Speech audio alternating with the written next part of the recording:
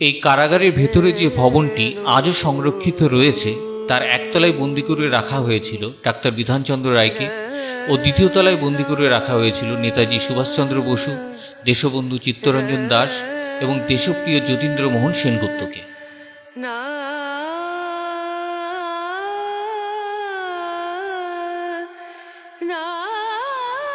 Doctor Bidhanchandra রায় sell. তিনি 1930 সালের 5ই September থেকে 1931 সালের 16ই জানুয়ারি পর্যন্ত অর্থাৎ প্রায় 4 মাস 11 দিন এখানে কারাবন্দী ছিলেন। চলুন দ্বিতীয় তলায় যাওয়া যাক।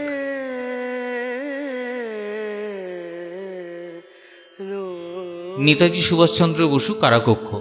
তিনি 1930 সালের 23শে জানুয়ারি থেকে 23শে সেপ্টেম্বর পর্যন্ত অর্থাৎ ঠিক 8 মাস আলিপুর কারাগারে বন্দী ছিলেন।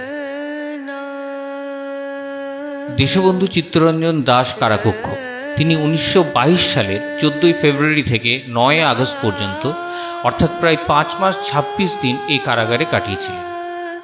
দেশপ্রিয় যতীন্দ্রমোহন সেনগুপ্ত সেল।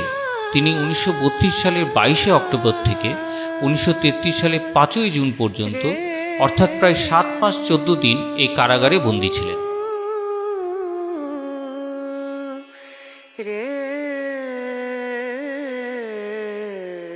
দেখুন সামনে দেশবন্ধু চিত্তরঞ্জন দাসের পূর্ণাবয়ব মূর্তি। আলিপুর কারাগারের এই নীরব কক্ষ ও করিডোরগুলো আজও সাক্ষ্য দেয় সেই সব সংগ্রামী মানুষদের ত্যাগের, যারা বন্দিত্বের শৃঙ্খল ভেঙে স্বাধীন ভারতের স্বপ্ন দেখেছিলেন।